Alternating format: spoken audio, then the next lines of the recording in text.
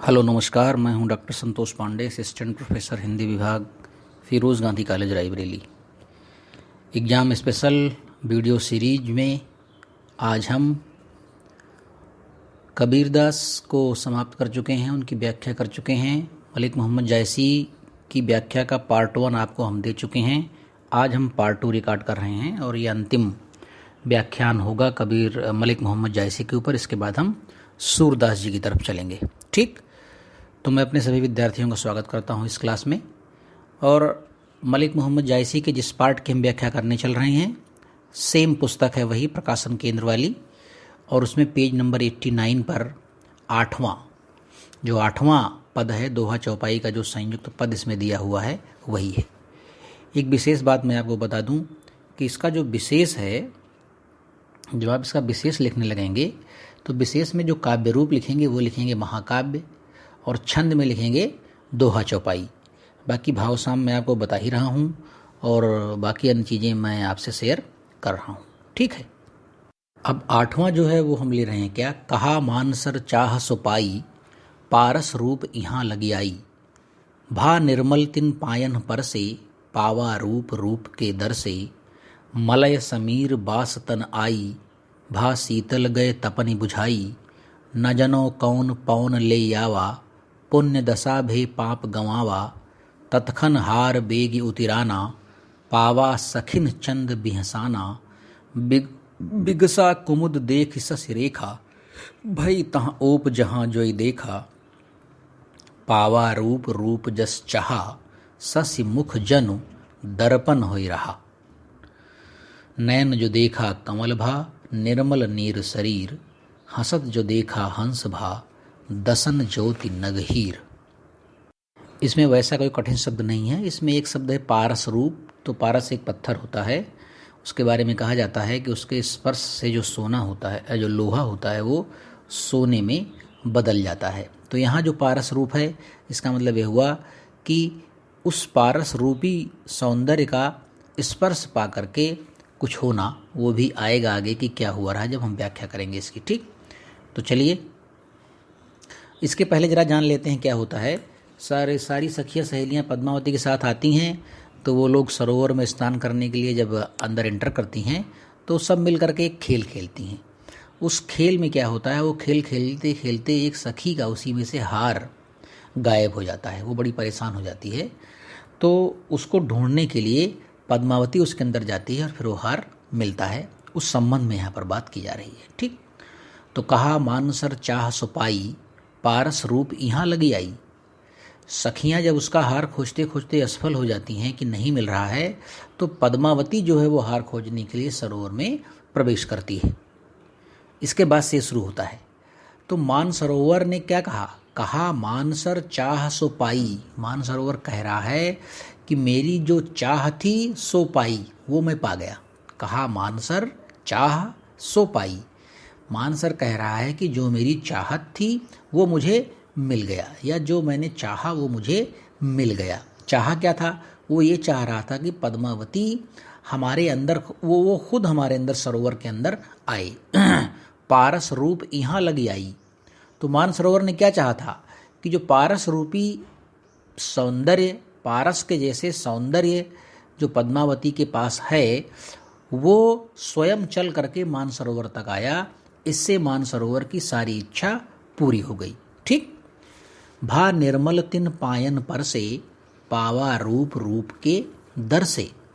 तो हुआ क्या कि वह उस पारस मणि के स्पर्श से निर्मल हो गया। भा निर्मल तिन पायन पर से, उस पारस मणि रूपी पद्मावती के पायन मतलब पैरों को छू करके वो क्या हो गया, निर्मल हो गया। जो उसके अंदर मलिनता रही होगी सरोवर में, वो सब सारी मलिनता साफ हो गई। भा निर्मल तिन पायन पर से, पावा रूप रूप के दर से। मलिनता समाप्त हुई और क्या हुआ, पावा रूप के दर से। उस पावा माने पा लिया, रूप माने एक बहुत अच्छा रूप, सौंदर्य से युक्त एक रूप उसने पा लिया। कैसे पा लिया, रूप के दर से। जब पद्मावती रूपी इतने विराट सौंदर्य को उसने देखा तो वह स्वयं भी बहुत ज़्यादा सौंदर्य से युक्त हो गया। उसने भी अपना रूप, अपना सौंदर्य पा लिया। पावा रूप, रूप के दर से। फिर कह रहे जैसी जी कि मलय समीर बास तन आई, भा शीतल गए तपन बुझाई। मलय समीर, पीछे मैंने बताया आपको व्याख्या के दौरान कि पद्मावती के शरीर से मलयागिरी पर रहने वाले, मलयागिरी पर उगने वाले चंदनों की सुगंध आ रही थी। तो उसी सुगंध से युक्त होकर के जब पद्मावती ने सरोवर में प्रवेश किया तो मलय समीर, यानी जो मलयागिरी से टकराने वाली हवाएं होती हैं वो बड़ी शीतल और बड़ी सुगंधित और बहुत खूबसूरत और बड़ी अच्छी होती हैं। उनका फ्रेगरेंस बड़ा अच्छा होता है, उनका एनवायरनमेंट बड़ा अच्छा होता है। तो मलय समीर बास, बास मतलब खुशबू। पद्मावती के शरीर में जो चंदन रूपी एक खुशबू थी वो क्या हुई, बास तन आई। जब पद्मावती सरोवर में उसने प्रवेश किया पद्मावती ने, तो सरोवर के अंदर भी वही सेम खुशबू आ गई जो मलय समीर वाली खुशबू पद्मावती में थी। तो मलय समीर बास तन आई। फिर क्या हुआ, भा शीतल गए तपनी बुझाई। और उस ठंडक से, चंदन की उस शीतलता से उसका सारा जो ताप था वो समाप्त हो गया और वो शीतल हो गया। भा शीतल, शीतल हो गया, वो ठंडा हो गया, कूल डाउन हो गया। गए तपनी बुझाई, और उसका सारा ताप समाप्त हो गया। फिर कहते हैं न जानो कौन पौन ले आवा, पुण्य दशा भय पाप गंवावा। फिर कह रहा है मानसरोवर कि वो न जाने कौन सी घड़ी थी, वो न जाने कौन सा क्षण था कि इतनी अनिंद्य सुंदरी, सौंदर्य का इतना विराट स्वरूप, इतनी पवित्रता जो सौंदर्य में हो, वो न जाने कैसे मेरे पास तक आ गई। और उसकी वजह से पुण्य दशा भय पाप गंवावा, मेरे सारे पाप नष्ट हो गए और मैं पुण्य दशा को प्राप्त हो गया। मुझे पुण्य मिला और सारे पाप नष्ट हो गए। ततखन हार बेग उतिराना, पावा सखिन चंद बिहसाना। और जैसे ही मानसरोवर ने पद्मावती का स्पर्श किया, उसकी तो यही इच्छा थी कि पद्मावती एक बार हमारे अंदर वो आए स्नान करने के लिए, लेकिन हार ढूंढने के लिए।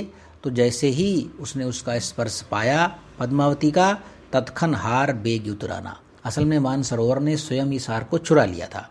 इसीलिए चुरा लिया था कि सखियां ढूंढेंगी तो पाएंगी नहीं, फिर वो पद्मावती से कहेंगे आप ढूंढ दीजिए। तो उसकी इच्छा पूरी हो गई। पद्मावती ने उस सरोवर के अंदर हार ढूंढने के लिए वो उतरी। तो तत्क्षण हार बेग उतराना, बस उसी क्षण हार जो था वो फटाफट, बेग माने फटाफट, बहुत जल्दी से, अति शीघ्र, उतिराना, उतिराना मतलब क्या हुआ, पानी के ऊपर तैरने लगा। तत्क्षण हार बेग उतिराना, पावा सखिन चंद बिहसाना। सखियों ने उस हार को पा लिया और चंद्रमा रूपी पद्मावती मुस्कुराने लगी या हंसने लगी। फिर कहते हैं जैसी जी कि बिगसा कुमुद देख ससी रेखा, भई तहाँ ओप जहाँ जोई देखा। बिकसा कुमुद, कुमुदनियाँ, बिगसा मतलब विकसित हो गई, कुमुदनियाँ विकसित हो गई।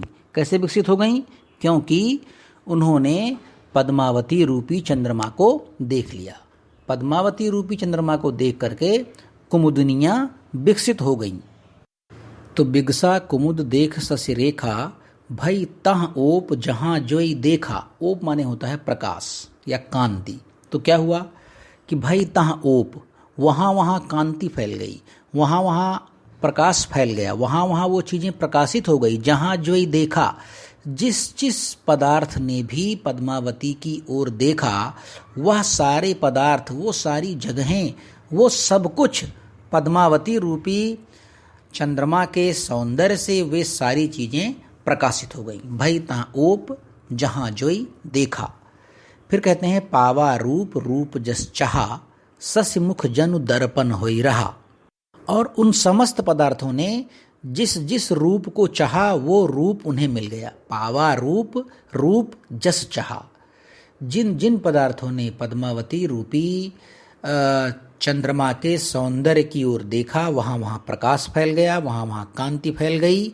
और अगर हम रूप सौंदर्य की बात करें तो पद्मावती का जैसा रूप सौंदर्य था वैसा वैसा रूप सौंदर्य जिस जिसने चाहा, पावा रूप रूप जस चाहा, जिसने जिस प्रकार का सौंदर्य चाहा उसको उस प्रकार का सौंदर्य प्राप्त हो गया। सस्य मुख जनु दर्पण होई रहा, उत्प्रेक्षा अलंकार है यहाँ पर।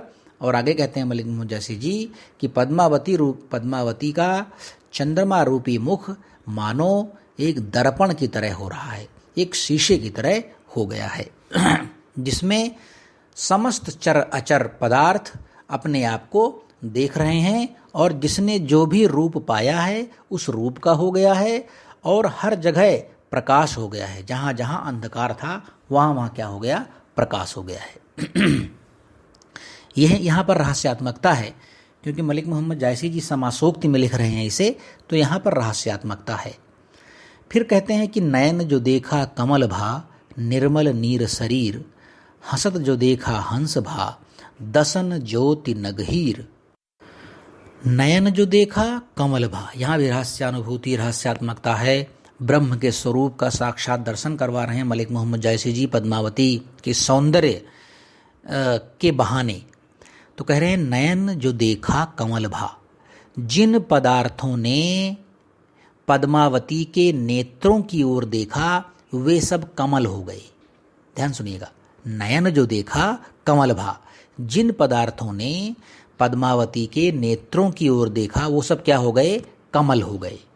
फिर क्या हुआ, निर्मल नीर शरीर, और पद्मावती के स्पर्श से सरोवर का जो जल था वो सरोवर का जो शरीर रूपी वो जल था वो पूरी तरह से निर्मल पवित्र और उसकी सारी मलिनता दूर हो गई। ठीक, शरीर की छाया से पद्मावती रूपी सौंदर्य, पद्मावती के सौंदर्य की शरीर की छाया से जल क्या हो गया, निर्मल हो गया। निर्मल नीर शरीर, हंसत जो देखा हंस भा, दसन ज्योति नगहीर, और उसकी हंसी को देखकर हंसों की सृष्टि हो गई।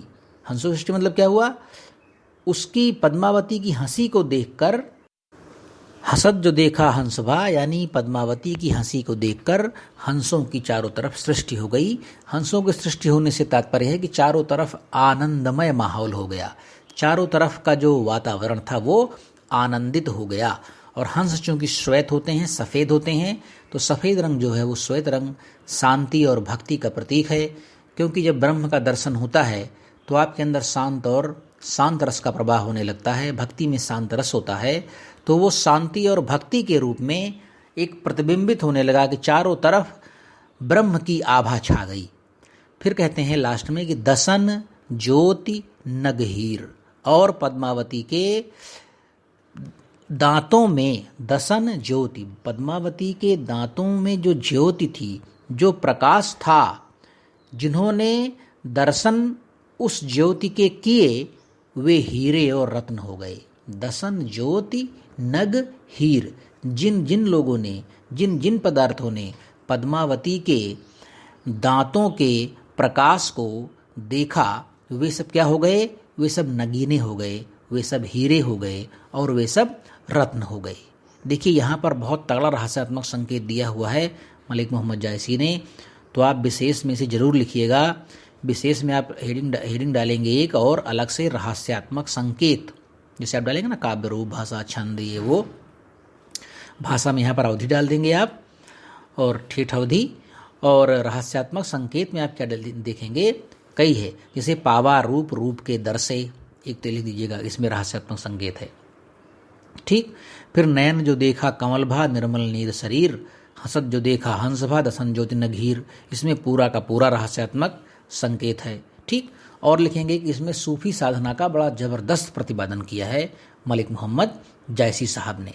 समासोक्ति है, पूरे लगभग पूरे पद में समासोक्ति है, इसमें उपमा अलंकार है, उत्प्रेक्षा अलंकार है, और आप लिख दीजिएगा इसमें भाव साम्य, मैं बोल रहा हूँ लिख दीजिएगा, लाली मेरे लाल की जित देखूं तित लाल, कबीर साहब का है, लाली देखन मैं गई मैं भी हो गई लाल, लाली मेरे लाल की जित देखूं तित लाल, लाली देखन मैं गई मैं भी हो गई लाल।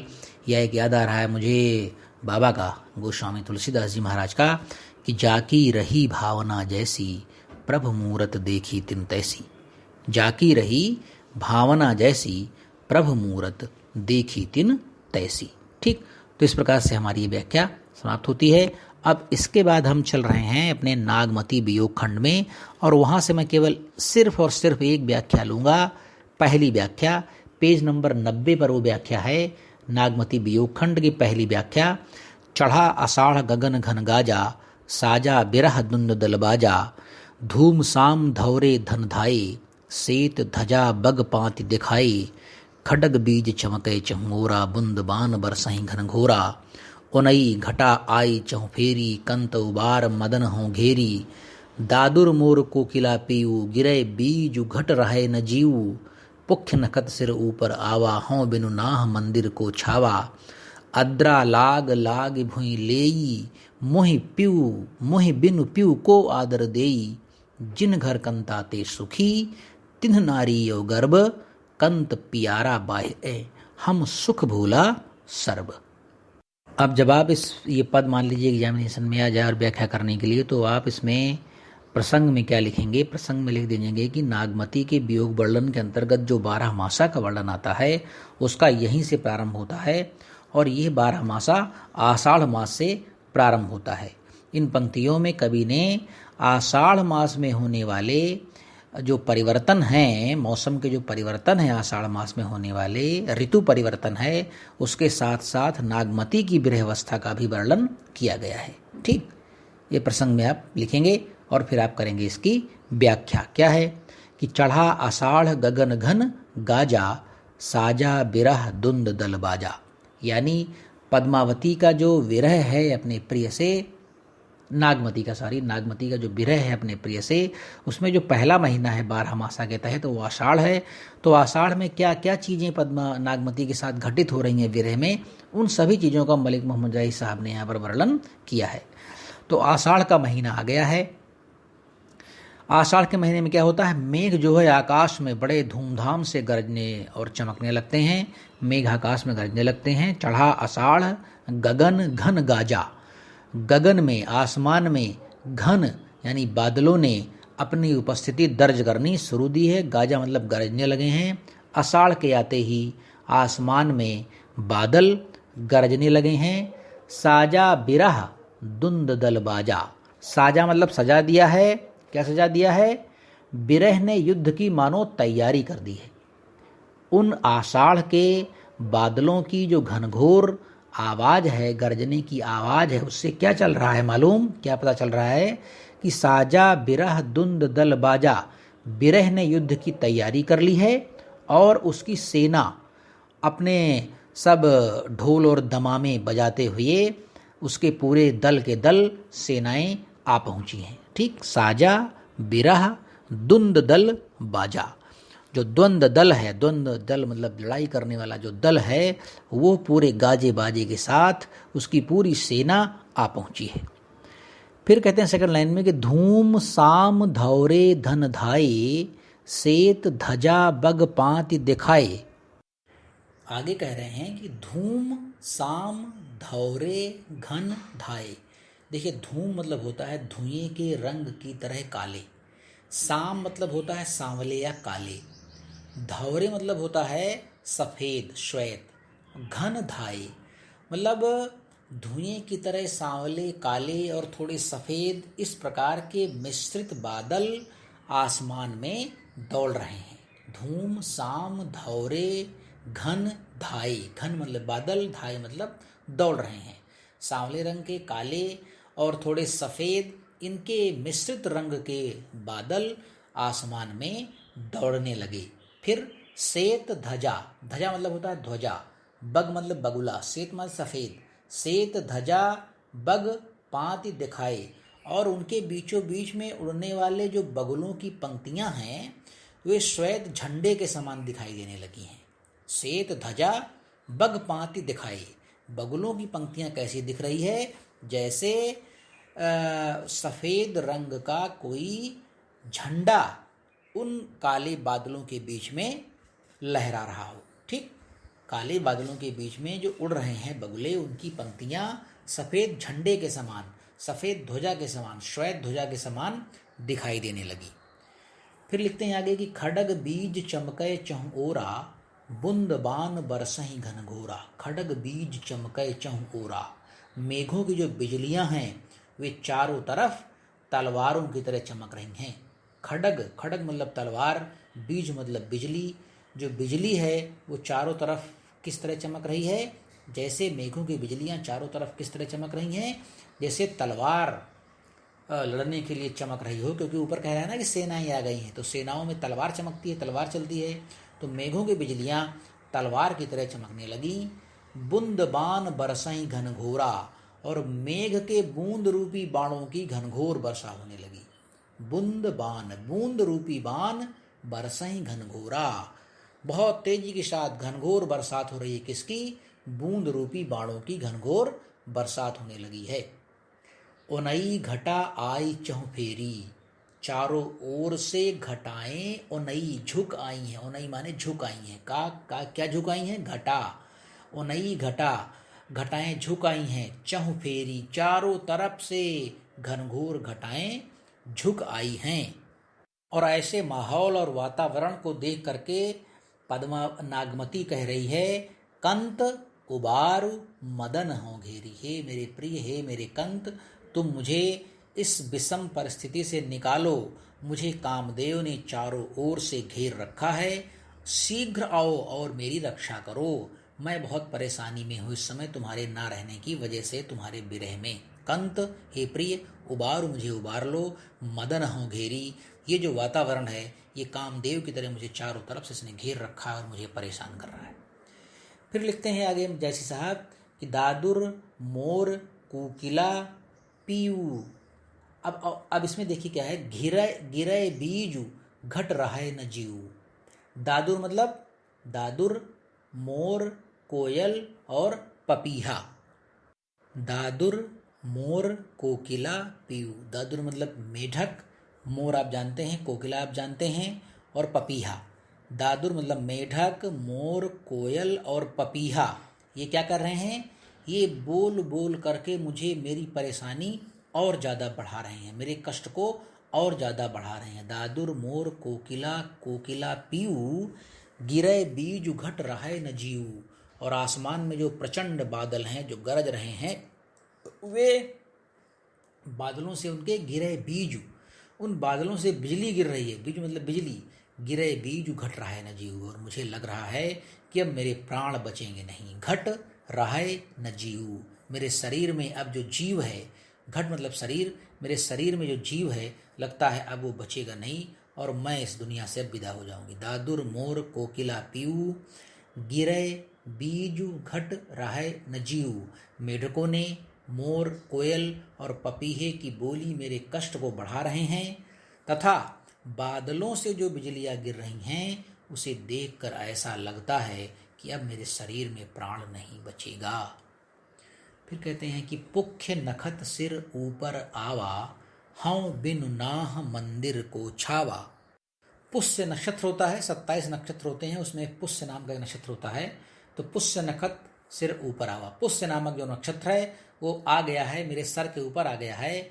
हऊँ बिनु नाह, और मैं तो बिना अपने पति के हूँ। नाह मतलब पति, मालिक, स्वामी। हऊँ बिनु नाह, मैं तो बिना अपने पति, मालिक, स्वामी के हूँ। मंदिर को छावा, मेरे घर को कौन छाएगा, मेरे छप्परों को कौन ठीक करेगा, क्योंकि बारिश के दिन हैं और इस बारिश के दिनों में छप्पर, छत, ये सब चीज़ें मजबूत होनी चाहिए, अन्यथा फिर घर में तमाम तरह की दिक्कतें आने लगती हैं। तो पुष्य नक्षत्र सिर के ऊपर आ गया है और मैं हूँ यहाँ पर अकेली, तुम हो नहीं, तो मेरे स्वामी, मेरे घर को कौन छाएगा, मेरे घर में छप्पर कौन छवाएगा। ठीक। पुख नखत सिर ऊपर आवा, हऊँ बिनु नाह मंदिर को छावा। अद्रा लाग लाग भुई लेई, मोहि बिनु पिउ को आदर देई। तो कह रहे हैं कि आद्रा नक्षत्र लग गया है, आद्रा लाग यानी आद्रा नक्षत्र लग गया है। लाग भुई लेई, और सारी जमीन में, पूरी भुई मतलब जमीन, पूरी जमीन जो है वो लेई मतलब पानी से पूरी की पूरी जमीन भर गई है। आद्रा नक्षत्र लग गया है और पूरी पृथ्वी, संपूर्ण पृथ्वी जलमग्न हो गई, अर्थात सारी पृथ्वी में पानी ही पानी दिखाई पड़ रहा है। मोहि बिनु पिउ को आदर देई, मैं एकदम अकेली हूँ, तुम हो नहीं मेरे साथ, तो प्रिय के बिना मुझे कौन आदर देगा। जिन घर कंता ते सुखी, तिन गारी और गर्भ, कंत पियारा बाहिरे हम सुख भूला सर्ब। कह रहे कि जिन घर कंता ते सुखी, जिनके घर में उनके प्रिय रहते हैं वो सुखी हैं। जिनके प्रियतम घर पर हैं वे सुखी हैं, और जिनके प्रियतम घर पर नहीं है वे सुखी नहीं हैं। उन्हीं को गौरव और गर्व है, तिन गारव और गर्व, गौरव मतलब गौरव, उन्हीं को गौरव और गर्व है जिनके पति या प्रिय उनके घर में रहते हैं। कंत पियारा बाहिरे हम सुख भूला सर्ब, मेरा तो प्रियतम बाहर है जिससे मैं अपना सारा सुख भूल गई हूँ। कंत पियारा बाहिरे, मेरा जो प्यारा कंत है, जो मेरा प्रिय पति है, वो हमसे बाहर है, तो हम सुख भूला सर्ब, हम मतलब हम सुख भूल गए हैं, सर्व मतलब सारे, हम अपने सारे सुख मैं अपने सारे सुख भूल गई हूँ। ठीक, तो इस प्रकार से समाप्त होता है। इसमें आप अनुप्रास अलंकार है, रूपक अलंकार है, ये लिख देंगे आप, और 12 मासा का वर्णन आप कर देंगे कि 12 मासा का वियोग वर्णन यहाँ से शुरू होता है। और 12 मासा में एक आध दो पंक्तियाँ अगर आपको याद हों तो वो आप विशेष में और लिख दीजिएगा। काव्य रूप में महाकाव्य, भाषा में ठेठ अवधि, रूपक अलंकार, अनुप्रास अलंकार। ठीक, इस प्रकार से आप लिख देंगे। और विशेष की अगर हम बात करें तो विशेष के अंतर्गत आप रामचरितमानस के सुंदरकांड की तमाम चौपाइयाँ जिन्हें आप लिख सकते हैं।